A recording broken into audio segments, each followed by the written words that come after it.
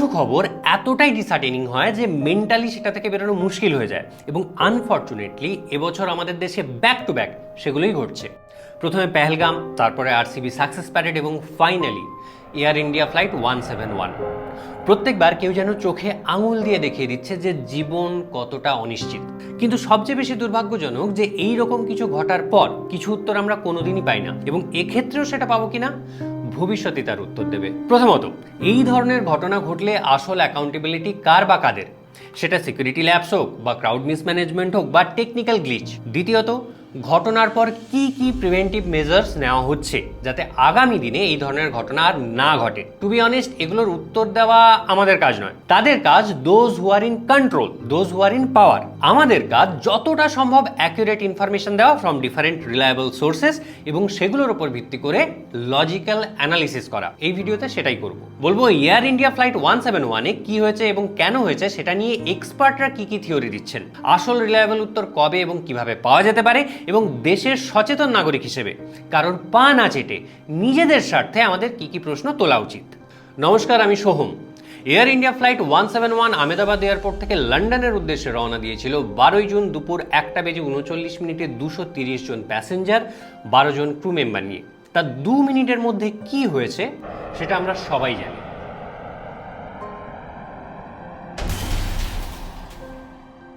Flight 171 12 June প্রথমে দিল্লি থেকে আহমেদাবাদ পর্যন্ত এসেছিল লন্ডনের উদ্দেশ্যে রওনা হওয়ার আগে, এবং সেই ট্রিপের একজন প্যাসেঞ্জার আকাশ ভাতসিয়া কিছু অদ্ভুত ব্যাপার নোটিস করেন। ফ্লাইটের কিছু ইলেকট্রনিক ডিভাইস কাজ করছে না, টাচ স্ক্রিন কাজ করছে না, এসিতে ইস্যু আছে ইত্যাদি। অনেকে এটাকে খুব সাসপিশাস বলছেন, কিন্তু আমি অদ্ভুত বলবো না, তার কারণ এয়ার ইন্ডিয়ায় যারা ট্রাভেল করেছেন তারা আশা করি জানেন এগুলো এয়ার ইন্ডিয়ায় মোটামুটি কমন ব্যাপার।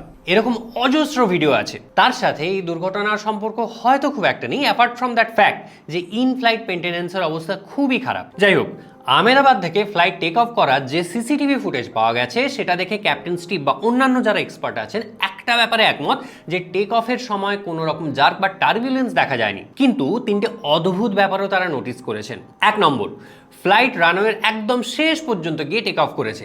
জেনারেলি যেটা করা হয় না যদি টেক অফের সময় অপটিমাম থ্রাস্ট বা লিফট পাওয়া যায়। দ্বিতীয়ত, ফ্লাইট সি লেভেল থেকে প্রায় 650 ফুট ওঠার পরেও ল্যান্ডিং গিয়ার রিট্রাক্ট করা হয়নি, সোজা বাংলায় চাকা তোলা হয়নি। সমস্ত ভিডিওতেই চাকা নামানো আছে দেখা যাচ্ছে, যেটা থাকলে ড্র্যাগ ক্রিয়েট হয়। 3 নম্বর, ফ্লাইট স্টল করে নিচে নামার সময় কোনো টার্বুলেন্স দেখা যায়নি, যেভাবে টেক অফ করেছিল সেই পশ্চারেই নেমে গেছে। এখান থেকে বেশ কয়েকটা থিওরি এসেছে, সেগুলো এক এক করে বলছি। প্রথম থিওরি এসেছে ইঞ্জিন ফেলিওরের, যেটা দুভাবে হতে পারে। 1, হয় টেকনিক্যাল ফেলিওরের জন্য দুটো ইঞ্জিনই একসাথে কাজ করা বন্ধ করে দিয়েছে। 2, ইঞ্জিনে পাখির ঝাঁক হিট করায় দুটো ইঞ্জিনই ফেল করেছে একই সাথে, যেরকম ক্যাপ্টেন সুলির ক্ষেত্রে হয়েছিল। কিন্তু এক্সপার্টরা বলছেন এটা প্রায় অসম্ভব ব্যাপার, কারণ প্লেনের দুটো ইঞ্জিনই ইন্ডিপেন্ডেন্টলি কাজ করতে পারে এবং যে কোনো একটা ইঞ্জিনও যদি ঠিক থাকে তাহলে ফ্লাইট কোনো সমস্যা ছাড়াই উঠতে পারে। আর দুটো ইঞ্জিনই টেকনিক্যাল কারণে একই সাথে খারাপ হওয়াটা once in a million chance ছাড়া প্রায় অসম্ভব। তাছাড়া টেক অফের সময় ফ্লাইটের পেছনে স্পাইরাল ধুলোর ঝড় দেখে মোটামুটি বোঝা যাচ্ছে যে দুটো ইঞ্জিনই কাজ করছিল অ্যাটলিস্ট টেক অফের সময় পর্যন্ত। তাই টেক অফের পরেই টেকনিক্যাল কারণে একসাথে দুটো ইঞ্জিনই বন্ধ হয়ে যাওয়ার থিওরিটা বোধহয় ঠিক নয়। সেকেন্ড প্রবাবিলিটি এটা যে বার্ড হিট করায় দুটো ইঞ্জিনই একসাথে খারাপ হয়েছে, কিন্তু এক্সপার্টরা বলছেন সেটাও ভেরি আনলাইকলি, কারণ সেটার জন্য দুটো ইঞ্জিনের সামনেই পাখির ঝাঁক লাগবে, যেটা দেখা যায়নি কোনো ফুটেজে। প্লাস সেটা হলে ইঞ্জিনে আগুন বা ধোঁয়া দেখারও একটা চান্স থাকে, যেটার কোনোটাই দেখা যায়নি। এবার যদি ইঞ্জিন ফেলিওর না হয় তাহলে কি হতে পারে সেটা নিয়েও কিন্তু মাল্টিপল থিওরিজ উঠে এসছে। তার মধ্যে সব থেকে স্ট্রং যে থিওরি আসছে সেটা হচ্ছে ফ্ল্যাপ আর ল্যান্ডিং গিয়ারের ডিপ্লয়মেন্ট নিয়ে কনফিউশন। অর্থাৎ ল্যান্ডিং গিয়ার তুলতে গিয়ে ভুলে হয়তো ফ্ল্যাপ লিভার তোলা হয়ে গেছে, কারণ ফ্লাইট যে সি লেভেল থেকে 650 ফুট উপরে উঠে গেছে তারপরেও ল্যান্ডিং গিয়ার তোলা হয়নি, আর ফ্ল্যাপের পজিশন সিসিটিভি ফুটেজ বা ক্যামেরার ভিডিও থেকে বোঝা যাচ্ছে না। কিন্তু এক্সপার্টদের মতে এই থিওরিও প্রায় অসম্ভব 3টে কারণে। প্রথমত, পাইলট ক্যাপ্টেন সুমিত সাভারওয়াল এবং ফার্স্ট অফিসার ক্লাইভ কুন্দার দুজনেই অভিজ্ঞ পাইলট। প্রথম জনের 8200 ঘন্টার ফ্লাইং আওয়ার্সের এক্সপিরিয়েন্স আর দ্বিতীয় জনের 1100 ঘন্টার ফ্লাইং আওয়ার্সের এক্সপিরিয়েন্স ছিল।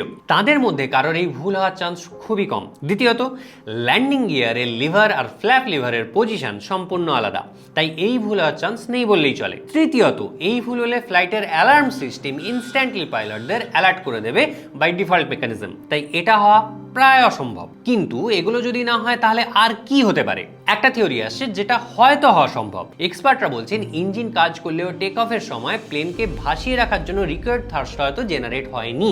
সেটার মাল্টিপল কারণ থাকতে পারে। প্রথমত, টেকনিক্যাল ইস্যুর জন্য ইঞ্জিন হয়তো ফুল পোটেনশিয়ালে থার্স্ট জেনারেট করতে পারেনি।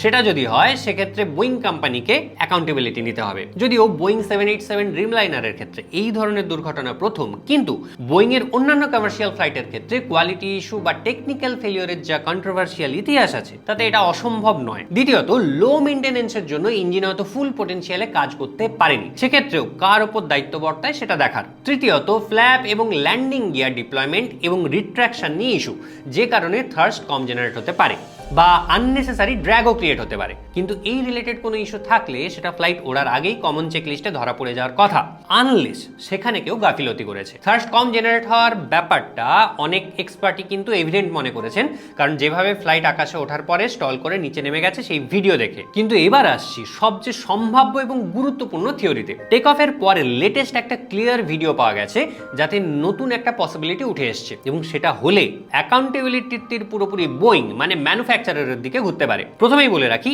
আগেও সেম ভিডিও আমরা দেখেছি, কিন্তু সেটা একটা ভিডিওর প্লেব্যাক, মানে একটা ভিডিও প্লে হচ্ছিল সেটারই ভিডিও ছিল, ফলে ক্ল্যারিটি ছিল না। এবার সেটারই অরিজিনাল ক্লিয়ার ভিডিও পাওয়া গেছে এবং তাতে সাউন্ড আর ভিজুয়াল ক্লিয়ার বলে হয়তো এইটা বেস্ট পসিবল ক্লু। এই ভিডিওতে স্টল করে নামার আগে প্লেনের নিচে ছোট্ট একটা কালো মতো কিছু দেখা যাচ্ছে, যেটা দেখে এক্সপার্টরা বলছেন র্যাট ডিপ্লয় হয়ে গেছিল অটোমেটিক্যালি। র্যাট মানে ইঁদুর নয়, র্যাট মানে র্যাম এয়ার টারবাইন, যার কাজই হচ্ছে ইলেকট্রিক্যাল ফেলিওর বা হাইড্রোলিক ফেলিওর বা ডুয়েল ইঞ্জিন ফেলিওরের সময় ফ্লাইটকে বেসিক অপারেশনের জন্য ইলেকট্রিসিটি সাপ্লাই করা। এক্সপার্টদের মতে র্যাট ডিপ্লয়মেন্ট হয়েছে মানে ইলেকট্রিক্যাল, হাইড্রোলিক বা ডুয়েল ইঞ্জিন ফেলিওরের মধ্যে কিছু না কিছু তো ঘটেছে, এবং সেটা হলে অ্যাকাউন্টেবিলিটি আসবে বোয়িং এর ঘাড়ে। আপনারা অলরেডি হয়তো শুনেছেন যে এই ইনভেস্টিগেশনে বোয়িং কোম্পানি এবং আমেরিকার ন্যাশনাল ট্রান্সপোর্টেশন সেফটি বোর্ড মানে এনটিএসবিও থাকবে। ভাবছেন বাহ, তাহলে হয়তো স্বচ্ছ ইনভেস্টিগেশনই হবে, কিন্তু উল্টো হওয়ার চান্সই সব থেকে বেশি, কারণ দুটো লিডিং এয়ারক্রাফট ম্যানুফ্যাকচারার আছে এভিয়েশন ইন্ডাস্ট্রিতে। এক নম্বর হচ্ছে বোয়িং, সেকেন্ড হচ্ছে এয়ারবাস। মনে আছে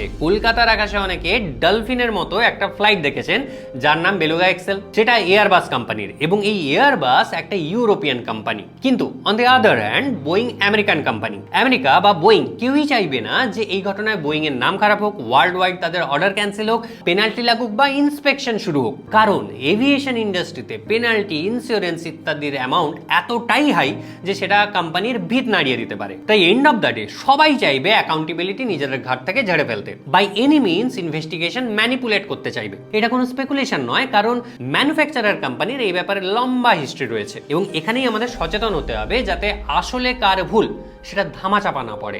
আমাদের দেশে টাকা দিয়ে ইনভেস্টিগেশন কিভাবে ম্যানিপুলেট করা যায় সেটা পুনে পড়ছে কেসে আমরা অলরেডি দেখেছি। সামান্য কয়েক লাখ টাকায় সেটা হয়ে যায়, আর এখানে তো কোটি কোটি টাকার গল্প। তাই একবার কোনোভাবে লেট পাইলটদের উপর দোষ চাপাতে পারলেই সব এজেন্সি এবং কোম্পানি একসাথে চাপমুক্ত হয়ে যাবে, কারণ সেই কেস ডিফেন্ড করার জন্য পাইলটরা নেই। তাই সেটা যাতে না হয় সেই জন্য বেশ কিছু গুরুত্বপূর্ণ প্রশ্ন এখন থেকেই আমাদেরকে তুলতে হবে, যাতে এতে ইনভলভড সমস্ত স্টেক হোল্ডাররা চাপে থাকে এবং ম্যানিপুলেশন করতে বা করাতে ভয় পায়। প্রথম প্রশ্ন, সরকার কিভাবে এনশিওর করবে যে ফ্রি অ্যান্ড ফেয়ার ইনভেস্টিগেশন হবে, কারণ সেটা ছাড়া এই লেভেলের কেসে সত্যিটা বেরোনো অসম্ভব।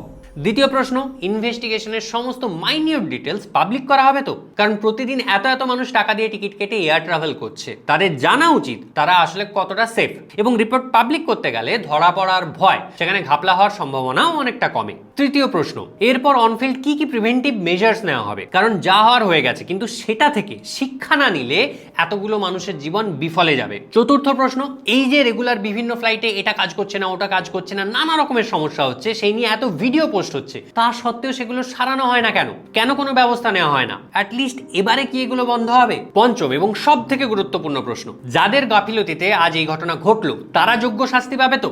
এবং যাদের গাফিলতিতে এদেশে বিভিন্ন ফ্লাইটের এইরকম করুণ অবস্থা যে এসি চলে না, সুইচ কাজ করে না, নোংরা হয়ে থাকে, মেইনটেনেন্স নেই, টেকনিক্যাল ইস্যু থাকে, তাদের বিরুদ্ধে কি স্ট্রং স্টেপ নেওয়া হবে যাতে এগুলো আগামী দিনে না ঘটে?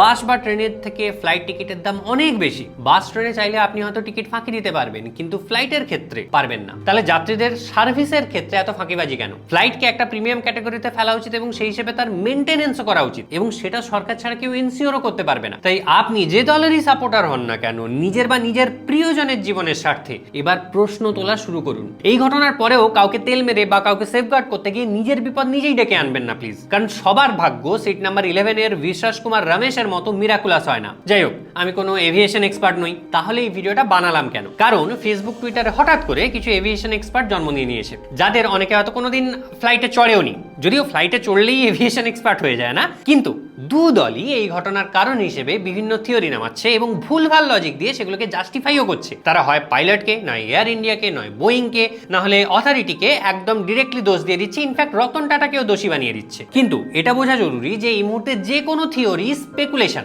ফেসবুক বিশেষজ্ঞরা যাই বলুক, ন্যাশনাল ভাটের মিডিয়া যাই বলুক, যার উপরই ব্লেম চাপাতে যাক, এই মুহূর্তে সবটাই পিওর স্পেকুলেশন। বড় বড় ইন্টারন্যাশনাল এভিয়েশন এক্সপার্টরা পর্যন্ত কনফার্ম করে কিছু বলতে পারছেন না। এই অবস্থায় এক্স্যাক্টলি কি কারণে এই ঘটনা ঘটেছে সেটার উত্তর একমাত্র প্লেনের ব্ল্যাক বক্সই দিতে পারবে। কি হয়েছে সেটা second by second, frame by frame analysis এবং সিমুলেশন রিক্রিয়েট করতে যথেষ্ট সময় লাগবে। তাই কোনো কনস্পিরেসি থিওরি দেখলে এই ভিডিওটা সেখানে চিপকে দিয়ে আসুন। শুধু নাগরিক নয়, সচেতন নাগরিক হন। সবাই ভালো থাকবেন, থেমে নয় প্রেমে থাকবেন। আমি সোহম, দেখা হবে আবার পরের ভিডিওতে। Till then, tata.